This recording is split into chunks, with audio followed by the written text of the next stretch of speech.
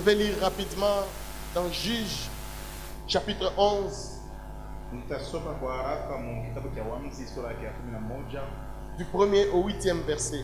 Jephthé, le Galadite, était un vaillant héros. Il était fils d'une femme prostituée. Et c'est Galad qui avait engendré Jephthé. La femme de Galad lui enfanta des fils qui, devenus grands, chassèrent Jephthé et lui dirent: tu n'hériteras pas dans la maison de notre père, car tu es fils d'une autre. Et Jephthé s'enfuit loin de ses frères, et il habita dans le pays de Tob. Les gens de rien se rassemblèrent auprès de Jephthé, et ils faisaient avec lui des excursions. Quelque temps après, les fils d'Ammon firent la guerre à Israël. Et comme les fils d'Ammon faisaient la guerre à Israël, les anciens de Galad allèrent chercher Jephthé au pays de Tob. Ils dirent à Jephthé: viens, tu seras notre chef, et nous combattrons les fils d'Ammon. Jephthé répondit aux anciens de Galad: n'avez-vous pas eu de la haine pour moi? Et ne m'avez-vous pas chassé de la maison de mon père? Pourquoi venez-vous à moi maintenant que vous êtes dans la détresse? Les anciens de Galad dirent à Jephthé: nous revenons à toi maintenant, afin que tu marches avec nous, que tu combattes les fils d'Ammon, et que tu sois notre chef, celui de tous les habitants de Galad. Amen. J'ai apprêté un petit thème ce matin que j'ai intitulé Jephthé, un vaillant héros qui nous ressemble. Un héros, c'est une personne qui se distingue par ses exploits. Je bénis Dieu parce qu'il nous a fait grâce ce matin. Tout ce qu'il nous donne. Je bénis aussi notre papa, le pasteur, le collège des anciens, qu'il soit béni de l'Éternel. Nous bénissons tous les serviteurs de Dieu, les diacres. Vous tous, serviteurs et servantes de Dieu qui êtes là ce matin. Que Dieu vous bénisse. Alors disais-je, un héros, c'est une personne qui se distingue par ses exploits, par un courage extraordinaire. Un héros, c'est aussi une personne qui se met en danger pour le bien d'une autre personne. Lorsque vous lisez la Bible, elle est remplie de personnes héroïques qui ont donné leur vie en posant des actes de bravoure pour le bien de la communauté ou pour le bien des autres. L'exemple le plus frappant ou le plus intéressant, c'est l'exemple de notre Maître Jésus-Christ. Il a donné sa vie pour que toi et moi nous puissions nous retrouver en ce lieu ce matin. Non seulement que nous puissions nous retrouver ce matin, mais que nous puissions nous retrouver avec lui le jour du grand rendez-vous. Et oui, il y a un grand rendez-vous qui nous attend. Des fois les gens sont distraits même à l'église. Il y a un grand rendez-vous qui nous attend. Et ce n'est plus pour longtemps, frères, sœurs. Le grand rendez-vous arrive. Alors le Seigneur a donné sa vie. Il a accepté l'humiliation pour que toi et moi nous puissions avoir la vie. Et c'est le plus grand héros qui puisse jamais exister dans le monde. Parce qu'accepter l'humiliation, accepter le fouet, accepter une mort honteuse, alors que vous n'avez rien fait, ce n'est pas tout le monde qui peut le faire pour nous. Et c'est Jésus qui l'a fait pour nous. C'est le plus grand héros du monde. Alors je dis que Jephthé, c'est un héros qui nous ressemble. Permettez que je donne des petites définitions pour que l'on soit sur le même diapason. Ressembler, c'est présenter des similitudes. Se présenter un certain nombre de traits communs. ni kuenesha wingi fulani ya malama yenyewe kupande yote. Lorsque l'on parle de ressemblance, Wakati wanazungumzia hiyo kufanana, cela n'exclut pas qu'il y ait des petites différences. ile haimaanishi ya kama hakuna matofauti kidogo. Mais le plus important, ce sont les traits communs que nous avons. Lakini ile inakuwa ya maana ni ile mahalama yenyewe natufananisha. Le plus important, ce sont les traits communs que nous avons. Ya maana ni hiyo mahalama ya pamoja ambayo Paul tunayo. dit ceci aux Corinthiens. Paulo anasema hivi mwa Korinto, Dans 1 Corinthiens 10, le verset 11. mwa Korinto sura ya kwanza mstari wa 10 na sura ya 10 na mstari wa 11. Ces choses leur sont arrivées Hivi vitu viliwafikia pour servir d'exemple. juu ya kuonesha kama mfano, Et elles ont été écrites na iliandikiwa pour notre instruction. juu ya mafundisho yetu, À nous qui sommes parvenus à la fin des siècles. wasi wenye tulifika kumwisho ya wakati. Au travers de ce message, Kupitia hii mjumbe nous allons analyser la portion, juste la portion de la vie de Jephthé. tutaenda kuchunguza tu hiyo sehemu inahusu maisha ya Yefte. C'est cette portion de vie qui va nous servir d'exemple, comme Paul le dit. Ni ile sehemu ya maisha yenyewe tusaidia kama mfano gisi Paulo Ce n'est pas pour anasema. rien qu'on a écrit la vie de Jephthé dans la Bible. Haina kwa bure maisha ya Yefte iliandikiwa mu Biblia. C'est pour que sa vie nous serve d'exemple, Ni kusudi maisha yake iwe kama mfano kwetu, que nous puissions tirer instruction de la vie de Jephthé, kusudi tupokee agizo kupitia et même maneno de yake. plusieurs qui sont mentionnés dans la Bible, Na hata mambo mengi yaliyoandikwa mu Biblia afin de marcher avec le Seigneur. kusudi tupate kutembea na Bwana. Même les historiens le disent. Hata wa mahadisi wanasema, Pourquoi nous étudions l'histoire? kwa nini tunajifunza historia? C'est vrai, c'est pour connaître ce qui était, Ni mzuri kujua vile pour connaître vilipitika, le passé, juu ya kujua mambo ya le zamani, passé de nos aïeux, ya zamani ya bakambo yetu, mais de voir les erreurs qu'ils ont commises na kuona makosa yenyewe waliyafanya afin de ne pas les commettre. kusudi tusiyafanye pia. Non seulement leurs erreurs, Hapana tu makosa yao, mais de voir aussi leurs points forts lakini kuona pia hiyo inakuwa manukta dans ya le nguvu. but de les perpétuer. Mkishina ama mkifukuzia kuweza kuendelea Voilà kutenda pourquoi hiyo nous mema. étudions l'histoire. Ndio kwa maana tunajifunza historia. Voilà pourquoi nous lisons la Bible. Nous lisons les histoires des gens qui ont vécu il y a Kwa longtemps. maana mu Biblia tunasoma mahadithi ya watu waliishi zamani. Il y a des gens qui lisent la Bible, Kuna watu wanasomaka Biblia, ils lisent l'histoire de Judas. nasoma hadithi ya La Yuda, conclusion qu'ils tirent, mwisho yenye anapata c'est kule que Judas était bête. nikisema Yuda hakuwa mwenye Comment akili. Judas pouvait faire ça? Namna gani wa Yuda wanaweza kufanya hivi? Frères, sœurs, Ndugu na lorsque dada, nous lisons l'histoire de Judas, wakati tunasoma hadithi ya Yuda, il a été ce qu'il était. alikuwa kile Mais alikuwa. c'est pour que tu ne fasses pas ce que Judas a fait hier. Juu na wote fanye ile kosa Yuda Pour que tu alifanya puisses jana. tirer instruction de la vie de Judas Kusudi upate mafundisho et que kutoka tu maisha puisses yake te comporter de manière adéquate par rapport au Seigneur. na ujiongoze mnamna iko mzuri kulingana na Bwana.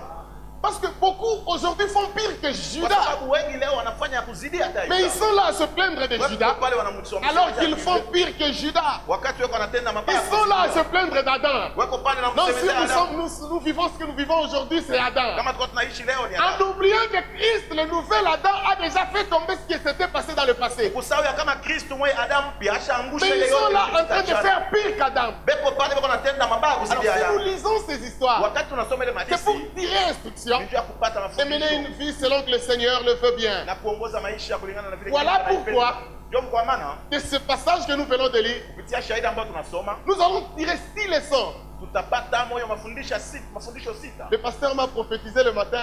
Mtumishi mchungaji Il a dit aliniambia aujourd'hui tu vas donner 6 choses. leo zaleta vitu sita. Je lui ai dit que vous m'avez prophétisé. Papa unanitabiri. Nous allons donner 6 leçons Tutaleta majifunzo sita au travers de cette vie de Jephthé, cette portion de sa vie kupitia hiyo maisha ya Yefte na husu maisha yake que nous venons de lire. yenye tunatoka mkusoma. Jephthé, Yefte un vaillant héros mtu wa nguvu na mwenye hodari qui nous ressemble. mwenye anatufanana. La première chose sur la vie de Jephthé, Kitu ya kwanza kuhusu maisha yake, le nom de Jephthé jina Yefte signifie Dieu a ouvert inamaanisha Mungu amefungua, ou Dieu délivre. wala Mungu amekomboa. Ne pas vous impressionner, j'ai lu ça dans les dictionnaires bibliques. Sipende kuwashangaisha hapa na Donc nilisoma. personne n'est impressionné ici. Hakuna mtu mwenye anashangaishwa hapa. Pas dire que non, le petit en a un qui grec Bana ou kusema bien kijana qui hébreu. anajua Kiebrania. J'ai lu ça dans les dictionnaires. Nilisoma mu dictionary. Jephthé signifie Yefte manake Dieu a ouvert Mungu ou alifungula, Dieu a délivré. Mungu alikomboa. Lorsque vous lisez dans Juge chapitre 10, Wakati du 6e au 8e mnasoma verset, kitabu cha Waamuzi sura la ya Bible dit ceci. Biblia inasema hivi, Les enfants d'Israël firent encore ce qui déplaît à l'Éternel. wana wa Israeli walitenda tena ile kumpendeze Ils Bwana, servirent les Baals et les Astartés, wakatumikia Baali pia na les Astarte, dieux de Syrie, ile miungu ya Suria, les dieux de Sidon, ile miungu ya Sidon, les dieux de Moab, miungu ya Moaba, les dieux des fils d'Ammon miungu ya wana et wa les Amoni, dieux des Philistins. na miungu ya Et Filistina, ils abandonnèrent l'Éternel et ne le servirent plus. na wakamwacha wa milele habakumtumikii La tena. colère de l'Éternel s'enflamma contre Israël Hasirani ya wa milele et kashimamia il les kule, vendit entre les mains des na Philistins akawauzisha mikono ya et entre les Wafilisti mains des fils d'Ammon. na kati ya mikono ya wana wa Amoni. Ils opprimèrent et écrasèrent les enfants d'Israël Waliteswa na cette waliweza année-là. kufinyanga wana wa Israeli ile Pendant mwaka 18 ans. kadiri ya miaka 18. Tous les enfants d'Israël qui étaient de l'autre côté du Jourdain, Wana dans wa le pays Israeli wote walikuwa ngambo ya Yordani, des Amoréens à Galade. mwile inchi ya Wamorea. Voici la situation d'Israël à cette époque-là. Tazameni hali ya Israeli ile wakati. Le juge Jaïr était juge en Israël Yairi alikuwa uamuzi mule mu Israeli. et le peuple d'Israël marchait avec Dieu normalement. Taifa Israeli ilikuwa natembea na Mungu kwa usawa. Lorsque ce Jaïr est mort, Wakati ile Yairi amefariki, la Bible dit le peuple d'Israël fit ce qui déplaît à Dieu. Biblia inasema taifa Israeli litenda mabaya Ils kwa ont Mungu. servi plein d'autres dieux. Walitumikia miungu mengi ingine. Alors le Seigneur les a livrés entre les mains des ennemis. Na pale wa milele aliwaacha waanguke mikono ya maadui. Alléluia. Alléluia. Amen. Frères, sœurs, Ndugu na dada, le péché amène le malheur dans notre vie. zambi inaleta ole mu maisha yetu. Nous sommes malheureux aujourd'hui parce que plusieurs vivent dans le péché. Tuko wenye ole leo kwa sababu wengi wanaishi muzambi. Dieu a créé l'homme pour vivre le bonheur. Mungu aliumba mtu juu aishi heri, Mais c'est le péché qui est venu dénaturer la vie sur la terre. lakini ni zambi ndio ilikuwa kuharibisha maisha kwa dunia. Quand tu vis dans le péché, Kama uko unaishi muzambi, quoique étant enfant de Dieu, ingawa unaitiwa mtoto wa Mungu, Dieu te livre dans les mains de l'ennemi. Mungu anakuacha uanguke mikono ya maadui. Alors c'était ça la situation d'Israël à l'époque de Jephthé. Na ndio ilikuwa hali ambayo Israeli alikuwa anaishi kwa wakati ya Yeftea. Israël passait des moments difficiles, des moments de désolation. Israeli alikuwa anapita mawakati ya magumu Et kabisa. dans ces circonstances douloureuses, Na muile wakati ya magumu na machungu, Dieu a suscité Jephthé, Mungu akaamsha Yeftea. qui signifie Dieu délivre. Yeye anamaanisha Mungu Dieu a akomboa. suscité Jephthé pour la délivrance d'Israël Mungu akamsimamisha Yeftea kusudi ya ukombozi de wa l'oppression Israeli. des Philistins et des Ammonites. Kutoka hiyo kusongwa ya wale wa Filistia na wale wa Le nom de Jephthé jina Yeftea était attaché à sa mission. ilikuwa ambatana kwa kazi yake. Jephthé veut dire Dieu délivre. Yeftea manake Mungu Alors pour anakomboa. délivrer Israël, Juu ya komboa Dieu Israeli. a suscité Jephthé. Mungu aliamsha Yeftea. Dieu a suscité Jephthé. Mungu aliweza kuamsha. Frères, sœurs, Ndugu na dada, Dieu nous a envoyés dans ce monde Mungu alitutuma mudunia pour un but précis, chacun de nous. juu ya kishina moja fulani. Kila mtu ana shabaha. Personne n'est dans ce monde par hasard. Hakuna mtu yuko mdunia humu kwa kushitusha. Personne n'est dans ce monde pour accompagner les Hakuna autres. mtu yuko mdunia humu kusindikiza mwingine. Personne n'est dans ce monde pour observer les exploits des Hakuna autres. mwenye kwa mdunia juu kuangalia maishara Dieu ya a wengine. créé chacun de nous Mungu aliumba kila avec mtu un but précis, na shabaha moja fulani avec un objectif précis. na kishina fulani. Écoutez, Christ dit, Sikilizeni, Kristo il dit, anasema, vous êtes le sel de la terre. anasema nyinyi mnakuwa chumvi ya C'était dunia. un objectif que Christ donnait aux enfants de Dieu. Ilikuwa ni shabaha ambayo Kristo alikuwa anapatia wana Ils wa n'étaient Mungu. pas des hommes comme tout le monde. Hawakuwa watu kama watu wote, C'était des sels de la terre. walikuwa ni chumvi ya Et il udongo. dit, chacun d'eux devait donner une saveur au monde. Kila mtu alipasha leta onjo kwa dunia. Chacun de nous ce matin doit savoir Kila mtu asubuhi ya leo que anapasha nous avons jua chacun une saveur à donner au monde. ya kwa kila mtu yuko na onjo ya kuleta kwa dunia. Est-ce que quelqu'un me suit ce matin? Eti kuna mtu ananifuata asubuhi ya Aucun leo. homme ne se retrouve sur la terre par hasard. Hakuna mtu anajikuta pa Parce dunia kwa que c'est Dieu qui kushitusha. t'a envoyé sur la Ni terre. Mungu alikutuma pa dunia. Tu n'es pas là par hasard. Hauna hapa kwa kusitusha. Jephthé avait une mission précise. Yeftia alikuwa na kazi ishajulikana. Laissez-moi vous dire ce matin Acheni niwaambie que asubuhi nous avons chacun ya kuwa kila mtu tuko une mission précise. na kazi moja yenye kutambulishwa vizuri. Chacun de nous a quelque chose qu'il doit donner au monde. Kila mtu yuko na kitu kile anapasha kuleta mdunia. Chacun de nous a quelque chose qu'il a reçu de Dieu. Kila mtu yuko na kitu kenye Nous alipokea devons kutoka kwa Mungu. rendre cette chose au monde. Tunapasha rudisha kile kitu kwa dunia. Personne n'est là par hasard. Hakuna mtu yuko hapa kwa kusitusha. Personne n'est là par Hakuna hasard. mtu yuko pale kwa ghafla. Christ voit un figuier. Kristo akaona kabisa ile mti Il devait prendre du fruit. alipata chukua tunda. Et regarde, l'arbre n'avait aucun fruit. Akaangalia mti haikuwa na tunda hata kidogo. Il faut couper cet arbre Sema inafaa kukata qui hii occupe mti inutilement la terre. yenye nekala pa budongo. Aujourd'hui, nous avons des gens qui sont sur la terre inutilement. Leo tuko na watu wako pa dunia kwa bure. Des gens inutiles. Batu benye Ils habasaidie. ne font rien pour le monde. Habafanye kitu juu ya dunia. Ils ne font rien pour le monde. Habafanye kitu. Quand je parle de faire quelque chose, Nikisemezee je kufanya ne kitu. parle pas seulement de devenir prédicateur à l'église. Sisemezee kuwa tu mhubiri Chacun de kanisa. nous a quelque chose à donner au monde. Kila mtu ako na kitu cha kwenda kuleta mdunia. Amen. Vous savez qu'il y a des gens que Dieu a appelés à devenir des politiciens. Unajua kwa watu wale Mungu aliita kwa wale kufanya siasa. Les pentecôtistes, ils pensent que Dieu appelle tout le monde seulement à devenir pasteur. Wapentekoste wanafikiria kama Mungu anaita watu wote kuwa mchungaji. Nipata wito. Tu peux devenir un ingénieur. Mais c'est ça l'appel que Dieu te donne. Unaweza kuwa mwinjinia ndio mwito ile Mungu alikupatia. Alléluia. Amina. Alléluia. Amen. Bezalel, c'était un ingénieur. Bezalel alikuwa ni mtu mwenye kufanya kazi. Il avait un but précis. Alikuwa na shaba mwa fulani. Achitophel, c'était un conseiller. Achitophel alikuwa mshauri. Il avait un but précis pour sa vie. Alikuwa na kishina fulani ya maisha yake. Frère, soeur, tu as quelque chose que tu dois donner au monde. Ndugu, uko na kitu kile unapasha leta dunia. Tu n'es pas dans ce monde par hasard. Hauna mdunia humu kwa bure. Tu n'es pas dans ce monde par hasard. Hauko hapa kwa kushitusha. Certains pensent que nous sommes dans ce monde pour gagner de l'argent. Wengi wanafikiria kama tuko mdunia Mungu kujua kupata Il se pesa. réveille le matin, Anaamka asubuhi. 5 heures du matin. Eko kule saa 5. Même quand il pleut, il est sur la route. Hata mvula kwa napiga kwa Il barabara. attend le grand bus. Anachunga bisi On kubwa. le prend dans le bus. Anamchukua Il mule. va travailler dans les mining. Anaenda kuingia Il mumaini. rentre à 21h, il dort. Anarudia usiku sana. Le lendemain, il refait la même chose. Kesho asubuhi anafanya mambo moya moya. Et puis un jour, il a fini, il meurt. Kisha siku moja anamaliza na anafariki.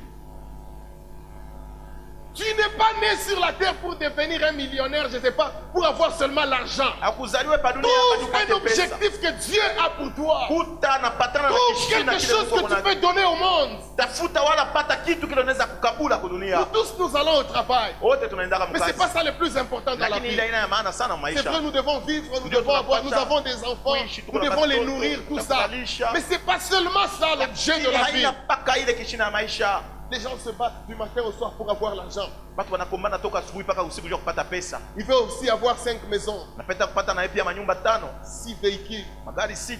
C'est pas mauvais. Sijui haina Mais mbaya. c'est pas ça la vie sur la Lakini terre. haina njoo maisha pa C'est dunia. pas ça la vie sur la terre. Haina njoo maisha pa Nous dunia avons hapa. des objectifs que Dieu a créé, a mis en nous Tuko na mashaba ile Mungu alitia ndani yetu. lorsqu'il nous a envoyés sur la terre. Wakati alitutuma pa dunia. Paul le dit lorsqu'il écrit aux Romains, Paulo anasema wakati anaandika kwa Roma.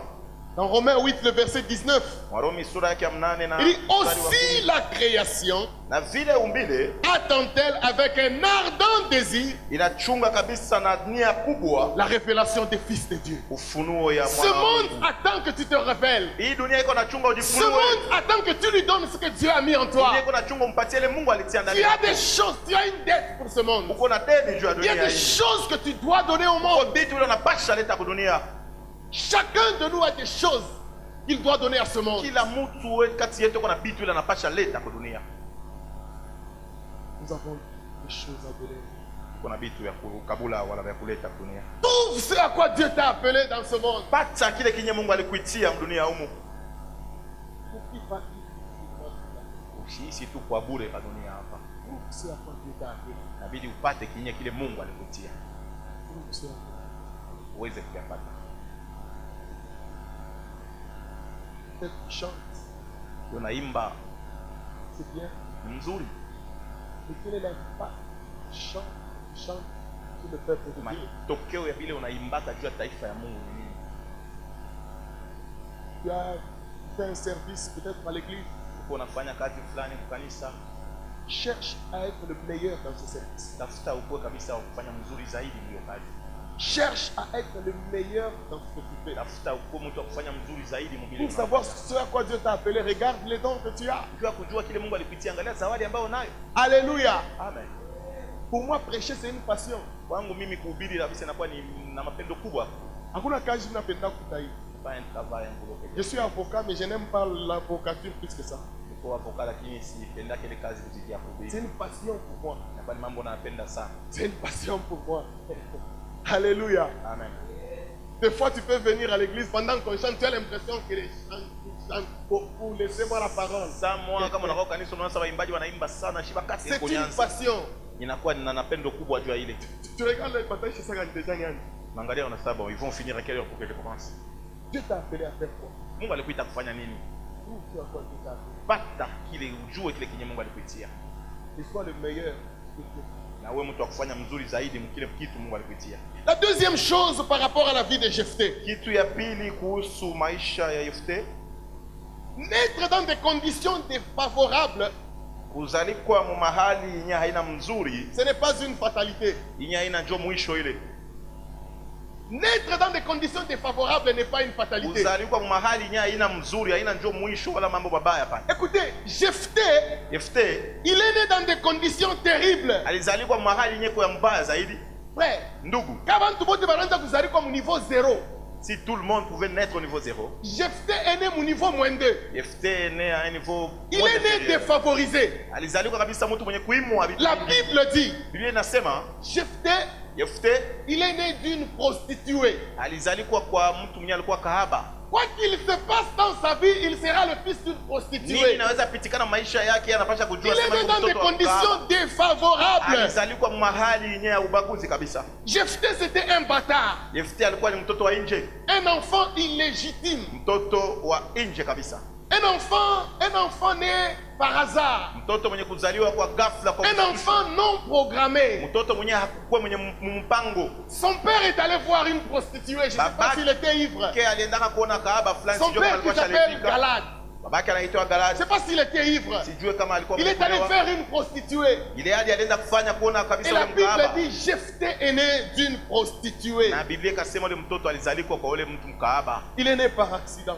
Alizalikwa kwa hatari kwao. Mais aux yeux des hommes, c'était un accident. Lakini kumacho ya watu ilikuwa mambo ya Mais kushitusha. aux yeux de Dieu, c'était programmé. Lakini kumacho ya Mungu ilikuwa yenye kupangwa. Alléluia. Amen. Aux yeux des hommes, c'était un accident. Kulingana na watu ilikuwa ni mambo ya Mais kusitusha. aux yeux de Dieu, c'était Lakini programmé. mpango wa Mungu ilikuwa ni mambo yenye Vous kujulikana savez, il zamani. existe des hommes qui naissent sur la terre Kuna watu wanazaliwa hapa dunia dans des conditions défavorables. mahali yenyewe yenye kudharauliwa kabisa. Frère, Ndugu, tu regardes ton voisin. unaangalia jirani wako. Petit ou moins Palamzala. Katoto kamezaliwa leo tu. Déjà, son père, il dit il faut un compte en banque pour l'enfant. Babake anafaa kumfungulia banki kule. Directement, on part à la banque. Mara moja wanaenda On kule. ouvre un compte pour son université. Juu ya masomo yake ya Et yule. puis le petit, on commence à mettre de l'argent dans le compte. Wanaanza kutia pesa mwile Le account. petit il commence à grandir. Anaanza komala, On paye pour lui les études. wanamlipia majifunzo. Frère, il y a aussi des gens qui naissent. Kuko pengine wao wanazalikwa, Palamzala kunaisha. il est né, c'est fini. Sabankuku. Comme une poule. Unaanza kwenda kutafuta chini Commencer utakulia à je. chercher, à glaner pour Il y a des gens qui sont nés dans des conditions défavorables, walizaliwa mahali na maina mzuri, dans des conditions difficiles. mahali ya nguvu. Il est né et puis c'est fini. Anazaliwa na mambo Il n'y a ilisha. personne pour le prendre en Kuna charge. mtu jua kwanza Je ne kumlea. sais pas, il est orphelin. Eko Je ne sais pas quelle situation il vit. sijue kuna ishi mambo Mais il gani. doit déjà se battre dès son bas âge. Anapasha kufunda kukombana mu butoto kwake. Comme Jephthé. Kama huyu mtu wa Yefthe. Il est né dans des conditions défavorables. Alizaliwa mahali yenye iko mzuri. Il doit se débrouiller. Anapasha jichukulia mizigo ye moya. La vie ne lui fait aucun cadeau. Maisha yamupe kitu kwa bure. Petit, comment il m'a vacances? Si c'est pendant les Il doit aller vacances. vendre des 5 glaces, des sachets. Pachenda uzisha senglas Vous wala savez, masa. vendre les 5 glaces, c'est pas mauvais. Unajua kuuzisha Mais quand senglas un enfant ina de 3 ans, de 5 ans doit vendre les 5 glaces pour aller payer à l'école là-bas, d'abord, ça devient un problème. Mais kama mtoto wa miaka 3 anapasha fanya ile kazi ya kwenda kulipa majifunzo pale panakuwa mambo. Ça devient un problème. Ile inakuwa ni mambo. Et si moi j'ai décidé d'ouvrir l'entreprise de 5 glaces, c'est pas mauvais. Kama mimi leo nafungula kampuni ya kufanya hiyo masenglas haina Et si mbaya. ma fille qui a 5 ans Lakini kama binti wangu na miaka 5 doit sillonner la ville anapasha zunguruka mtauni pour qu'elle mange, juu ya kula il y a un problème. pale peko mambo. Écoutez, Sikilizeni. je vais parler au cœur de quelqu'un ce matin. Napenda semezea na roho ya mtu. Peu importe ta condition de naissance, Sijue nini inaweza kuwa hali ambayo peu ulizaliwa. importe ta condition de vie aujourd'hui, Usiangalie nini maisha yako iko leo. peu importe que tu vives dans une pauvreté ou dans la richesse, Iwe uko naishi muutajiri wala peu importe mumaskini. de quel village tu viens, Iwe mtu unatoka kijiji gani. Tu as du prix aux yeux de Dieu. uko na bei kwa macho ya Ah, Mungu. je le répète. Peu importe d'où tu viens. Ingawa fasi Peu ambayo importe que unatoka. tu n'aies pas de la valeur aux yeux des hommes. Ingawa mtu washipo Peu maana importe mbele que ya watu. moi, Fabien, je ne te considère pas. Ikiwa mimi mtumishi Laisse-moi Fabien te dire Siponi. que tu as du prix aux yeux de Acha Dieu. nikwambia kama uko na bei Dieu kwa macho ya te Mungu. considère. Mungu anakuhesabia. Jephthé, Yefthe il est né par hasard alizaliwa kwa aux yeux kushusha des hommes. kwa macho ya Mais watu. sa naissance était programmée par Lakini Dieu. kuzaliwa kwake Ah, kwa mpango wa laissez-moi zamani dire wa à Mungu. quelqu'un. Acha Les niambie gens mtu. pensent que tu es né par Watu hasard. wanafikiria Les kama gens uzaliwa pensent que tu kushusha. n'as pas de Watu valeur. wanafikiria uko na Mais bei. laisse-moi te dire que ta naissance était Lakini programmée. acha nikwambia ambao Ta kuzaliwa kwako naissance était kulipangiwa. programmée. Kuzaliwa kwako Naître dans ces kulipangiwa. conditions-là n'est pas une fatalité. Kuzaliwa mwiyo hali haina Il y a mbaya. un Dieu qui te connaît. Kuko Mungu mmoja Il y a un kujua. Dieu qui te donne de la Kuna valeur. Mungu mwenye anakupa Il y a un bei. Dieu qui t'aime. Kuko Mungu anakupenda. Salomon est né dans des conditions bizarres. Solomon alizaliwa pia mahali yenye iko haieleweki vizuri, Mais ça ne l'a pas empêché de devenir roi d'Israël. lakini haikumzuia kuwa mfalme wa Israeli. Des conditions de naissance Hali ambayo mtu anazaliwa ne vont pas t'empêcher de réaliser la mission que Dieu a pour toi. haitakuzuia kutimiza kazi ile Mungu kunayo juu yako.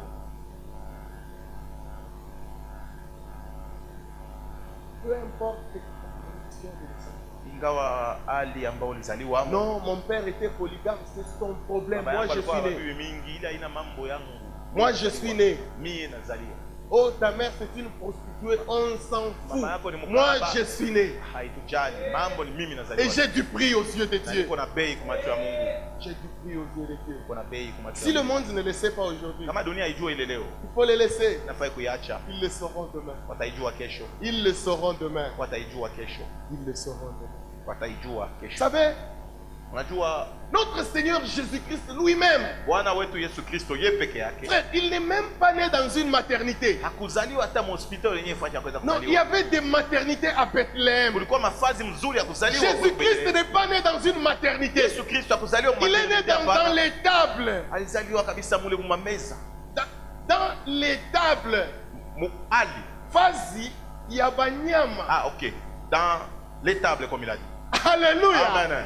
Là où il y avait des animaux. Mule mulikuwa banyama. Christ, le roi des rois. Kristo mfalme Il wa est né wafalme. dans ces conditions-là. Alizaliwa muile fasi. Peut-être ta condition de naissance est meilleure que celle de Saa Christ. zingine fasi yako kuzaliwa inakuwa mzuri kuzidia ile Mais Kristo. cela ne l'a pas empêché d'être souverainement Lakini élevé. ila ikumzuia Yes. kuinuliwa. Il a été souverainement élevé. Aliinuliwa Dans les kabisa zaidi. cieux, tout genou fléchit au nom de Jésus. Wote lote Dans les wanavunjwa. cieux, Mbingu. sur la terre, Badunia. sous la terre. Chini ya udongo. Mais il est né dans un étable. Amen. Il est né dans des conditions modestes. Alizaliwa mahali yenye kabisa Mais ya il est chini zaidi. au-dessus de tout. Lakini kwa yule wa kila kitu, Le roi des rois. mfalme wa S'il y a wafalme. eu des rois dans ce monde, Kama kulikuwa wafalme Christ est dunia, au-dessus de ces rois. Kristo anawazidia wale Mais il est né wafalme. dans des conditions défavorables. Lakini alizaliwa mahali yenye aina mzuri. Alléluia. Amen. Alléluia. Amen. Peu importe ta condition de naissance, Ingawa hali ambayo ulizaliwa amo, tes faveurs dans laquelle tu t'es retrouvé, ce n'est pas une fatalité. mateso wala mambo fulani ambayo ulijikuta La haina troisième mbaya. leçon au sujet de la vie de Jephthé. Jifunzo ya tatu kuhusu maisha ya Yeftea. Dans ce monde, Hii dunia vous pouvez subir le rejet ou l'injustice. inaweza kupatikana na kutupiliwa wala kabisa na ubaguzi. Ne soyez pas surpris. Usishangae hapana.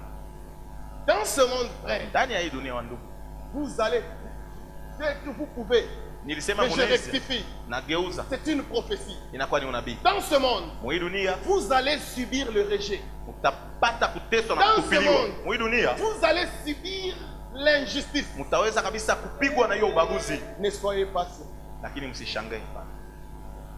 Alléluia. Amen.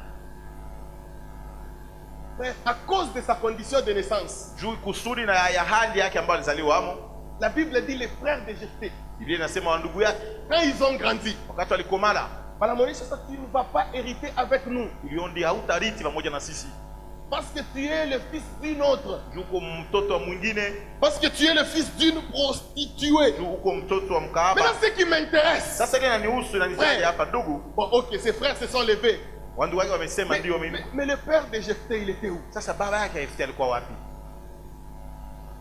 On est en train de chasser son fils. Beko wanafukuza mtoto yake, Il ne dit rien. anakula aseme kitu. Frère, dans ce monde, on va vous rejeter. Ndugu, ndani mwa hii dunia Les gens sur qui vous pouvez compter peuvent vous abandonner. Les gens que vous regardez, lui, il peut m'aider. Il peut vous rejeter. C'est ça la vie dans ce monde. J'aime le dire. Ce monde dans lequel nous nous trouvons, c'est un endroit dangereux. C'est un rouleau compresseur. Il cherche à t'écraser à tout prix. Si tu ne le sais pas, je t'informe. Le monde dans lequel nous nous trouvons aujourd'hui, c'est un endroit dangereux. Il veut t'écraser. Il veut t'éliminer. Il veut te mettre KO. C'est ça le monde. Et ça ne va pas changer pour toi. Je t'informe que tu vas subir le rejet. Si tu ne l'as pas encore subi, tu le subiras un jour. Tu vas subir l'humiliation. Tu vas subir l'injustice. Car c'est ça que le monde peut te donner aujourd'hui. Qu'est-ce qu'on pouvait reprocher à Jephthé? Il a fait quoi? Frère, son père l'impudique, l'adultère, on ne lui fait rien. C'est lui qui est parti chercher les prostituées. Jephthé n'a jamais demandé de naître dans ces conditions-là. Frère, Jephthé a chiou et kindu. Lui, il est seulement né. Et puis on l'informe. Petit mystique. Viens, nini ya sa petit mystique. Viens, nini ya sa petit mère nayo. Danger. J'ai fait quoi? Petit kimambangu. J'ai fait quoi? Cours. C'est ça le monde dans lequel nous nous retrouvons. Jephthé n'a rien fait. Mais directement il vit le danger. Il doit regarder derrière quand il marche. Parce qu'il ne sait pas ce qui va lui arriver. C'est ça le monde dans lequel nous nous retrouvons. Son père qui a fait ses bêtises, il n'est pas impressionné. Personne ne l'inquiète. Mais on vient chasser Jephthé. Et personne ne prend mot pour lui. Personne ne parle en sa faveur. Personne ne parle en sa faveur. Nous allons subir des injustices. Quand vous lisez la suite, on dit que ce sont des aventuriers qui étaient autour de Jephthé. Dans d'autres versions, on dit des gens de rien. Jephthé est devenu un vagabond. Il vivait avec des vagabonds. Il est devenu chef.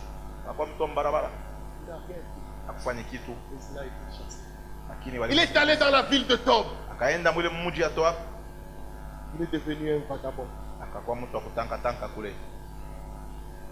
C'est ça que la vie peut nous donner. C'est ça que ce monde peut nous donner. Je parle à quelqu'un qui a subi le rejet déjà. Je parle à quelqu'un qui a subi l'injustice. Je parle à quelqu'un qui n'a pas de valeur aux yeux des autres. Je parle à quelqu'un ce matin. Parce que Jephthé, c'est ce héros qui nous ressemble. Parce que c'est ce héros qui nous ressemble. Jephthé est devenu un vagabond. Il n'avait aucune valeur.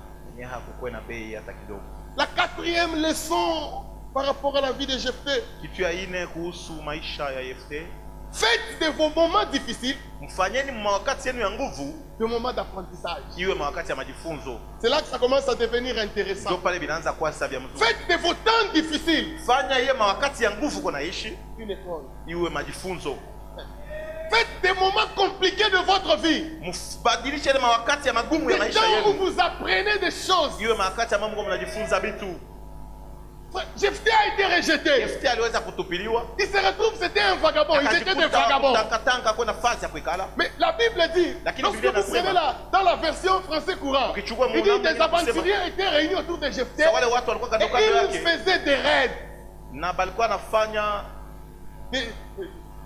Un raid, Un raid, c'est une incursion rapide dans un territoire ennemi. Balikuwa natoka wala walikuwa nashambulia hiyo kabisa kambi ya adui. Alléluia. Amen. Un raid, Hiyo kabisa kushambulia. c'est une incursion rapide dans un territoire ennemi. Ni kule kuingia kwa haraka Je mwiyo ne sais pas kambi ya si c'était des adui. voleurs. Sijua kama walikuwa Donc, wezi. ils entraient dans les camps ennemis. Wanaingia mwiyo Ils kambi ya faisaient ce adui. qu'ils voulaient faire et puis ils s'enfuyaient. Wanafanya vile waweza kufanya kisha wakakimbia.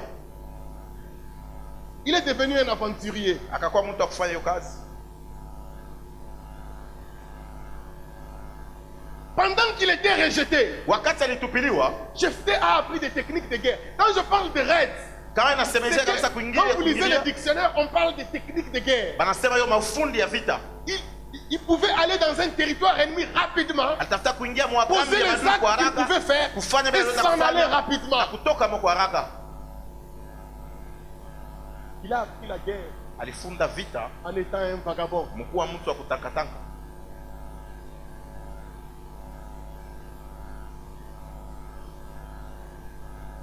Vous savez, Unajua beaucoup de gens, lorsqu'ils vivent le rejet, des moments difficiles, watu wengi wakati wanaishi kutupiliwa na wakati ya nguvu ils passent leur temps à pleurer. wanapitisha wakati ya Pleurer, c'est normal, ça fait mal, il faut pleurer. Ndugu, kulia ni Mais mzuri. quand tu finis de pleurer, Kama unaisha kulia, parce que voyez-vous, si vous n'êtes pas toujours tous Kama uyaria tu après le pleureront. Si tu n'as pas encore pleuré, tu pleureras. même si tu as l'onction un jour, tu vas pleurer. Hata kama una upako Avec shimo l'onction unalia. là, tu Na ile pleures. upako unalia. Mais quand tu finis de pleurer, Kama unaisha kulia, que ces moments difficiles ile wakati ya nguvu deviennent pour toi des leçons. ikuwe mafundisho. Les temps difficiles ne sont pas pour toi une leçon. Tu ne passeras jamais à l'étape suivante. Kama wakati ya magumu ufunde kitu Jephthé a utapanda fait de ces kipimo. moments difficiles Yefuta alifanya une wakati ya leçon. nguvu, Il wakati a ya appris des majifunzo. techniques de guerre Alijifunza pour maufundi ya faire vita des incursions dans les territoires ya ennemis. kuingia kwa haraka makambi za madui. Je vais vous donner un exemple plus patent. Naweza kuwaletea kabisa hiyo hadithi wala Le roi David. mfalme Daudi. Tout le monde sait que David était marginalisé. Kila mtu anajua kama Daudi alitupiliwa. Frère, tous ses frères, ils étaient avec le roi Saül. Bandugu yake bote walikuwa na Ils mfalme étaient à la Sauli. guerre. Walikuwa Frère, pour kuvita. Israël, déjà, aller avec le roi, aller à la guerre, c'était ça, être élevé. Kwa Israeli kwenda kuvita ilikuwa kabisa ni Mais kunyanyuliwa. David, lui, Lakini Daudi son père lui dit, toi, va dans la brousse. babake akamwambia wewe ende mpori. Va dans la brousse. Kwende mpori. Allez, il y a quelques brebis là-bas, va dans la Kwa brousse. kondo kidogo mle uende mpori. Alors que ses frères étaient avec le roi. Bandugu yake walikuwa na mfalme kuvita. Il était diminué. Aliweza kabisa David kushushwa. n'avait pas de valeur. Daudi hakukuwa na bei. Même quand Samuel est allé, Samuel est allé oindre le roi dans la maison de son père. Hata wakati Samuel alienda kupakala mfalme mafuta mnyumba On baba lui dit yake. amène tes fils. Akamwambia leta Il baba. amène tous ses fils, il n'amène pas David. Akaleta boti ya kila David n'avait pas de valeur. Daudi hakukuwa na bei. Même aux yeux de son père. Hata kumacho baba Peut-être yake. tu n'as pas de valeur aux yeux des Sasa hommes. zingine hauna na bei Même kati ya aux watu. yeux de tes parents. Hata kumacho Tu as de wazazi la yako. valeur aux yeux de Dieu. Kuna bei kumacho J'ai ya de la Mungu. valeur aux yeux de Dieu. Niko na bei kumacho ya Mungu. David pouvait commencer à pleurer. Daudi alitafuta kwanza kujililia. Acha kuikala mpori na Il wanyama. est resté en brousse là-bas avec les brebis. Il pouvait dire shiaba. Ils pleuraient, ils ne sont pas aimés. Wote wale na mfalme. Et ils sont partis avec le roi. Mimi nishakala mpori. Je suis en brousse ici. Mina logota ya kuria vya banyama. Je commence à ramasser de la nourriture pour les David animaux. pouvait commencer à pleurer. Daudi alitafuta Mais kwanza écoutez ce kulia. qui se passe. Lakini sikilizeni ile picha. Alors que ses frères, ils ont suivi la formation militaire avec le roi Saül. Wakati wa ndugu yake wajifunza uaskari kule kwa Frère, mfalme. David a subi la formation militaire avec Dieu lui-même. Daudi alijifunza pamoja Tu na ne m'as Mungu pas mwenyewe. compris. Tu ne m'as pas compris. Alors que tout le monde a appris l'art de la guerre avec le roi Saül. Wakati wote walikuwa wanajifunza David vita na a appris mfalme. l'art de la guerre en brousse avec Dieu lui-même. Daudi alifunza kupigana vita La na Mungu. Bible dit ceci. Biblia inasema hivi. Pendant qu'il avait les brebis, Wakati alikuwa na un lion kondoo, est venu. Simba David akakuja. est allé arracher dans la bouche, dans la gueule du lion. Il arrache les brebis. Daudi akaenda kunyang'anya ule kondoo Ce mkinywa n'est cha pas fini. simba. Un Haimalizike ours pale. est venu. Ule mbwa mwito David akakuja. s'est entraîné à tuer les lions. Daudi David s'est akajifunza entraîné kuua à ule tuer l'ours. Daudi ajifunza kuwa ule kabisa Frère, mbwa mwito. le combat entre David et Goliath avait commencé quand David était en brousse. Ugomvi kati ya Daudi na Goliathi ilianza wakati alikuwa mpori. Quelqu'un ne m'a pas compris. Hakuna mtu aliyeelewa. Alors que tout le monde t'a rejeté. Wakati watu wote Alors que walikutupa, Hugo Malabishi, tu es chez wakati vous Tob. êtes rejeté, Tob, c'était le lieu de rejet. Tobi ilikuwa ni fasi ya Il était kutupiliwa. abandonné. Alikuwa mwenye kuachiliwa. Mais Jephthé commençait à apprendre la guerre. Lakini Yefuta alianza kujifunza vita, Il n'a pas appris dans des conditions conventionnelles. asikuifunze mahali ya mzuri hapa. David a appris comment tuer Goliath. Daudi alifunza namna gani kumuua Goliathi. Dieu connaissait ce qui allait se passer dans la vie de David. Mungu alijua ile tafuta kupitika na maisha Maintenant, yake. quand David voit le lion, Lakini wakati Daudi akaona il simba, pouvait encore pleurer. alitafuta kulia. Mais oui, mimi nakuwa nachunga na bansimba tena, mimi banipeleka mu danger. On m'a mis en danger. Je le dis parce qu'il y a quelqu'un qui pleure ici. Je Mungu sais, mais asakuniacha. Dieu m'a déjà laissé, Dieu m'a Quand déjà je abandonné. dis, ma soeur, comment vous allez? Dada, habari yako?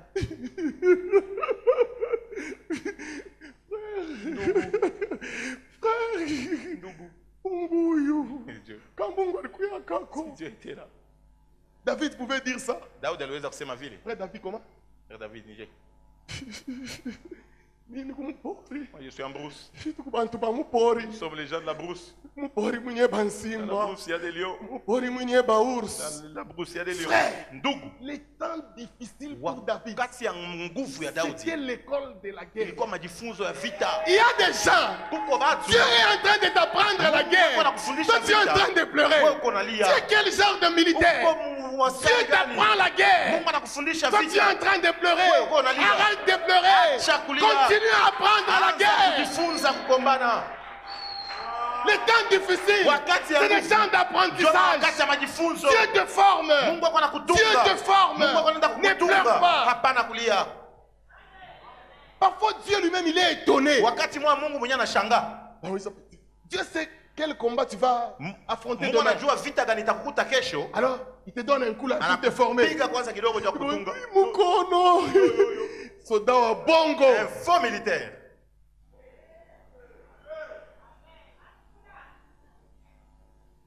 Quand nous allons quitter de ce lieu, Wakati tutatoka pa hii fwashi. personne n'aura le droit de se plaindre de Dieu. Hakuna mtu atakuwa na haki ya kujililia tena kwa Mungu. Non, chie, twapanda kumulima. Non, Père, nous allons à la ile montagne. mambo kwa milima ituangalie. Les trucs de la montagne ne nous regardent pas. Tuna maplan Mungu vile mtu Nous savons comment est-ce que Dieu est en train de planifier les choses. Joseph, frère, entre nous, Joseph. Joseph, Youssoufou, Banamujisha. il a été vendu. Acholota déjà. Il avait déjà vu Il ça. devait régner sur ses frères. Alipasha kutawala bandugu Mais yake. maintenant, on l'éloigne de ses frères. Maintenant banampeleka mbali na bandugu yake. Maintenant, je vais régner sur eux. Je suis loin. Tatawala je nitakuwa mbali. Il pouvait commencer à prier. Tataanza kulia. Nini ni ça? On m'a vendu. Nini ni ça? C'est ça que beaucoup de chrétiens font. Ndio vile bakristo mingi bako nafanya. Tout le temps en train de pleurer. Mkupa kanalia Tout le kila temps en train wakati. de se plaindre. Kila wakati Tout le temps mkujililia. en train de dire Dieu m'a Kila abandonné. wakati kusema Mungu anakuacha. Mungu toi quoi abandonné Si vraiment Léo. Dieu pouvait Frère, t'abandonner aujourd'hui. on peut même essayer. Tupime tu. Aujourd'hui Léo seulement. tu. Dieu t'abandonne. Mungu anakuacha. Utaishi wewe. Tu vas vivre. Unalala bushiku unalamuka sasa Vous Mungu devez vous aliniacha. réveiller le matin, vous dites que Dieu m'a Dieu abandonné. t'a laissé. Mungu alikuacha.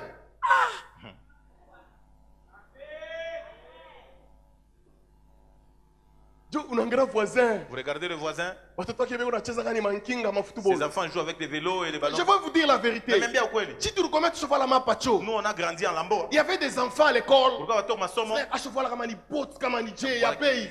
Vous Unamwangalia. regardez.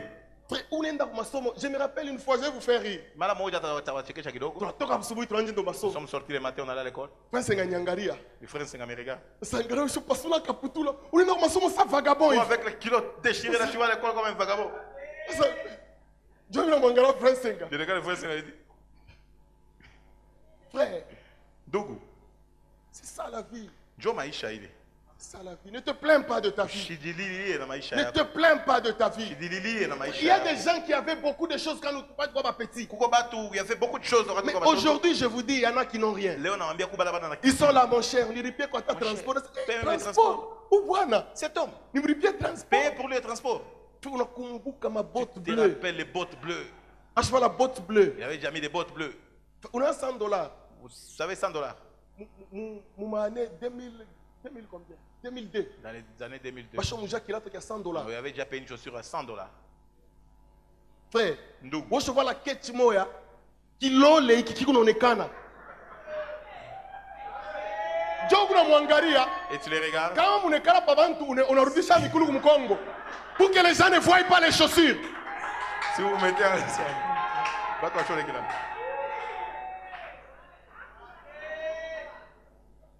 Frère, ce n'est pas une fatalité. Haina jua mwisho. C'est une leçon, c'est une Inakuwa école ni que Dieu majifunzo te ya donne. masomo ya maisha.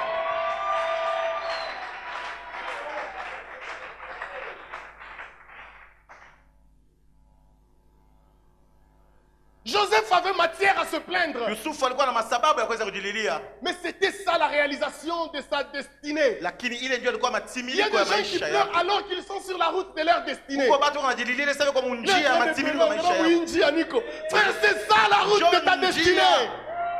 Maintenant, imaginez-vous, réfléchissons. Tufikiri kwanza, Si Joseph n'est pas vendu, kama Yusufu asikuzishwe, il allait régner comment sur ses frères? alitafuta kutawala kwa bandugu yake. Je, On peut encore avancer. tunaweza kusonga mbele mkufikiri Frère, okay. si cette femme-là Kama ule mke n'avait pas menti contre Joseph, asikudanganyake juu ya Yusufu, comment il allait entrer dans la prison de Pharaon? namna gani tafuta kuingia mkifungo ya On Farao? peut avancer. Tunaweza kuchofa kumbele Les tena. chansons et les panetiers, ils viennent dans la prison de Pharaon. Ile mimbo na wale wa kutayarisha chakula walikuwa mkifungo. Joseph, il leur donne la pensée derrière les songes qu'ils avaient. Yusufu anawapatia wazo lilikuwa nyuma ya Et ndoto puis il dit ile. au gars, toi tu vas sortir. Anambia wewe utatoka. Si tu sors, ne m'oublie Kama pas. unatoka usinisabu. Maintenant, réfléchissons. Tufikiri tena. Si le gars il sort de la prison, Kama mtu anatoka mkifungo, et puis il se souvient de Joseph, anamkumbuka Yusufu. et puis il le fait libérer, Kisha anamtosha. Joseph allait rentrer chez son père. Yusufu anataka kurudia Il baba n'allait yake. pas réaliser la grande mission. Maintenant, quand il est en train de pleurer, Sasa ile siku analia.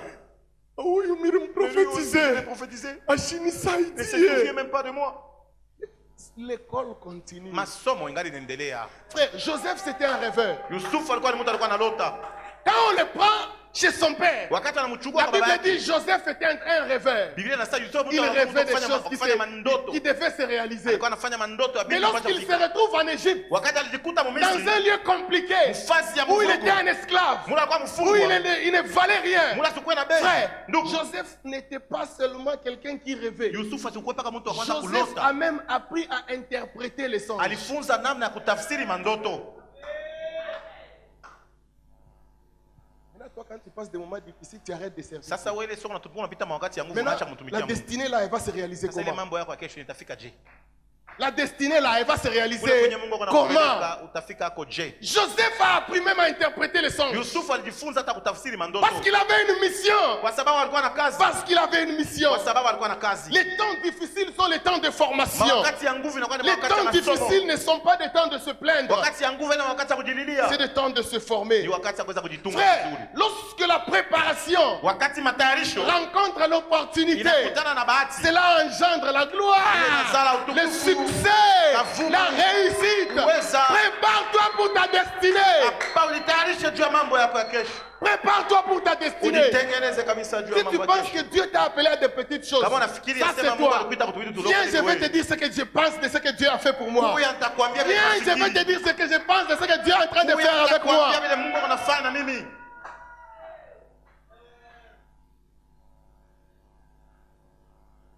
La cinquième leçon par rapport à la vie de Jephthé. Majifunzo ya tano kuhusu maisha ya Yefte.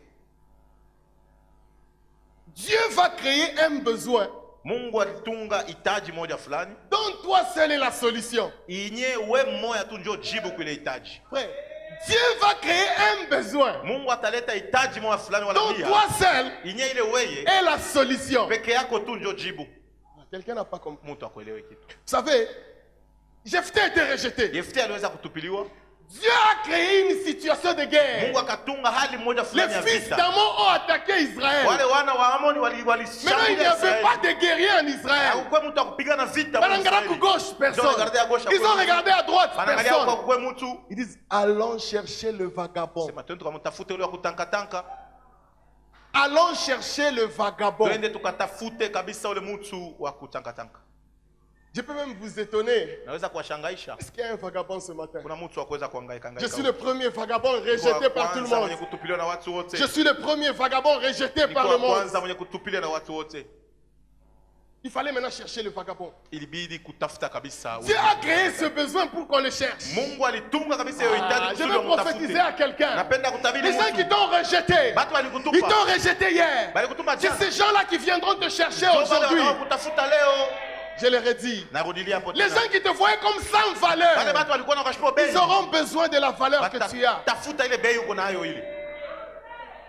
Je t'ai dit, vous m'avez chassé, non? Ulinifukushaka. Je suis un vagabond. Niko mkuu wa kutankatanka. Tulikufukusha. On t'a chassé. Maintenant on vient te chercher. C'est toi le roi. C'est C'est toi le maître. Un vagabond, c'est lui qui devait maintenant régner.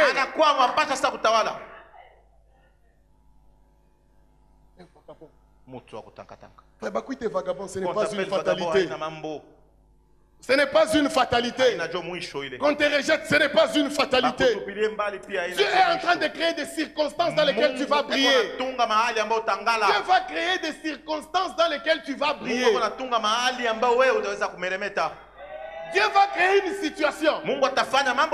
Si l'ancien Christian vient, ça ne va pas marcher. Dieu va créer une situation. Si le frère Alain vient, ça ne va pas marcher. Dieu va créer une situation. Si le frère Fabien vient, ça ne va pas marcher. Cette situation, c'est seulement toi.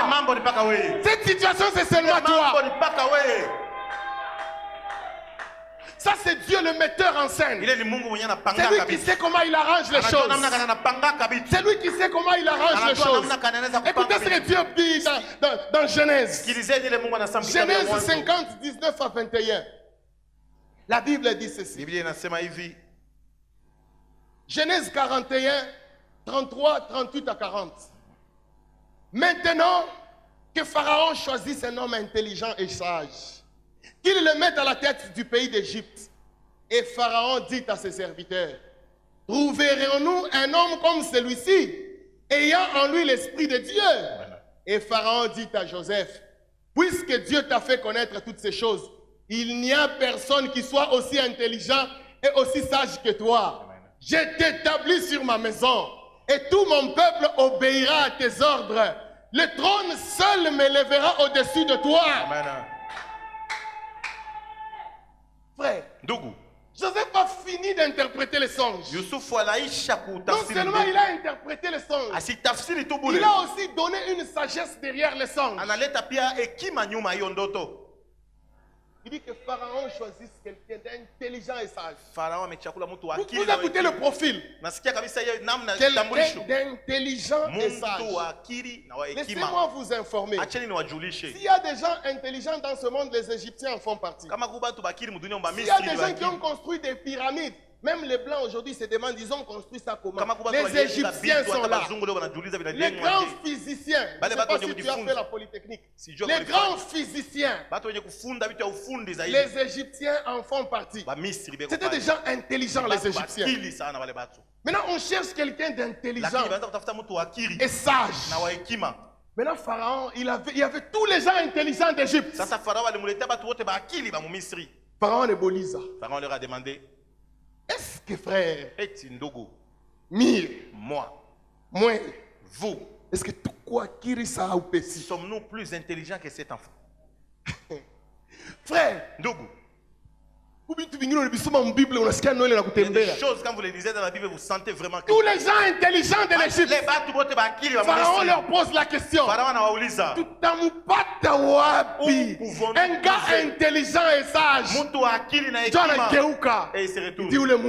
Cet homme, c'est toi. Dieu est en train de créer une situation à ton profil. Une situation à ton profil. Les gens intelligents peuvent venir, mais aucun ne fera ce que toi tu vas faire. Parce que Dieu, il a calqué ton image. Il a créé le besoin. Si maman telle vient, ça ne va pas marcher. Si maman telle qui est très intelligente, ça ne va pas marcher.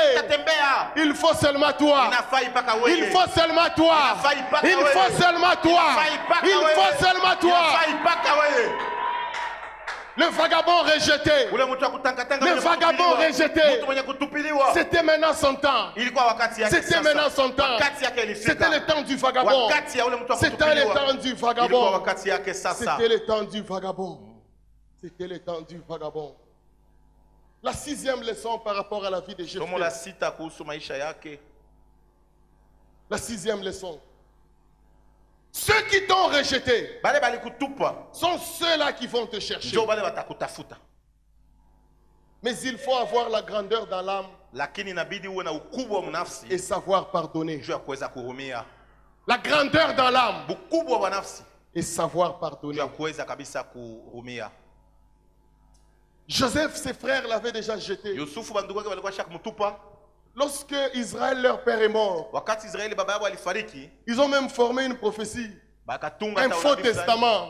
Non, Kitambo cha notre père uongo. avait dit, Baba yetu alisema même s'il meurt, watanga bana fariki tu ne vas pas te venger. hauta Joseph kurudisha dit, kisasi. frère, Yusufu anasema cette histoire-là est déjà passée. ile mambo ishakupita. La Bible dit, il les consola. Biblia inasema C'était anawafariji. maintenant lui qui consolait ceux qu'il avait vendus. Yeye ndio anaanza kufariji wale Frère, waliozishaka. apprends à pardonner à ceux qui t'ont rejeté. Ndugu yua kuhurumia wale walikutupa. Si tu ne leur pardonnes pas, tu passes à côté de ta destinée. Kama wahurumia unapita Ta pembeni destinée ya se shamba retrouve maisha. aussi dans le pardon. Hiyo mambo yako Ceux qui t'ont jeté, ceux qui t'ont humilié, ceux qui t'ont abandonné, tu dois les aimer, tu dois leur pardonner. Le pardon, c'est ça qui te fait entrer dans ta destinée. Quoi qu'il se soit passé dans ta vie, Ingawa nini ilipitikana maisha yako, tu dois pardonner. unapasha kurumia. Tu dois pardonner. Unapasha kurumia. Tu dois pardonner. Unapasha kurumia. Tu dois pardonner. Unapasha kurumia. Tu dois pardonner. Unapasha kurumia. Tu dois pardonner. Lorsqu'il a pardonné, Wakati alirumia, la Bible dit, Biblia inasema Jephthé a fait des incursions dans des territoires ennemis. Yefthe aliingilia mu makambi yenye Pour arriver jusqu'au peuple d'Amon, Juu ya kufika il kwenye devait taifa la traverser plusieurs peuples. alipasha tambuka Il a mataifa battu mingi. des victoires jusqu'à arriver Kaenda à Amon. maushindaji na maushindaji mpaka kufika kule kwa Amoni. Parce qu'il marchait avec Dieu. Kwa sababu alikuwa anatembea Parce na qu'il Mungu. marchait avec Dieu. Kwa sababu alikuwa anatembea na Parce qu'il Mungu. marchait avec Kwa Dieu. sababu alikuwa Je anatembea na vais Mungu. prophétiser à quelqu'un ce Napenda matin. kutabiri mtu asubuhi ya leo. Puisque tu marches avec Dieu, unatembea na tu Mungu. iras de gloire en gloire Utaenda mu et utukufu de na victoire en utukufu. victoire. Na ushindi Parce na que tu ushindi. ne marches pas seul. Jua utembea Parce que wewe tu moya. ne marches pas seul. Hauna wewe moya. Tu ne marches pas seul. Hautembei peke yako. Une gloire t'attend. Utukufu mwa fulani kuna Une kuchunga. gloire t'attend. Kuna utukufu kuna Une kuchunga. gloire t'attend. Kuna utukufu kuna Mais tu la verras, cette gloire, Lakini utaiona ile dans la utukufu. mission que Mukukazi. Dieu t'a assignée Ile dans ce Mungu monde. alikupatia mdunia Dans la huu. mission que Dieu t'a donnée dans le Ile monde. kazi Mungu alikupa mdunia Dans huu. cette mission. Paul dit Paulo anasema dans 2 Timothée 4, le verset 7. kitabu ya Timotheo wa pili, J'ai combattu le bon combat. nilipigana vita mzuri J'ai achevé la course. na nilimaliza mbio, J'ai gardé la foi. nilishika imani. Frères, sœurs, Ndugu na dada, quel est ton combat sur la terre? vita lako pa dunia hapa ni Quelle nini? est ta mission sur la terre? Kazi yako pa dunia ni Qu'est-ce nini? que le monde attend de toi? Ni nini dunia inasubiri Donne kutoka au monde upande ce wako? qu'il attend de toi. Patia dunia kile kwa Peu importe inasubiri. les conditions dans Ingawa lesquelles tu hali t'es ambayo retrouvé. ulijikutamo, Le monde a besoin de toi. dunia inahitaji. Le monde a msaada. besoin de toi. Dunia inakuhitaji. Donne-lui ce que tu as. Umpatie kile uko nakyo. Donne-lui ce que tu as. Umpatie kile uko nakyo. Natambola na mokili oyo nalemba nanga isengo na bango nzambe ya tango moke bakosepela lelo lobi bakomi kolela bakosepela lelo lobi bakomi kolela.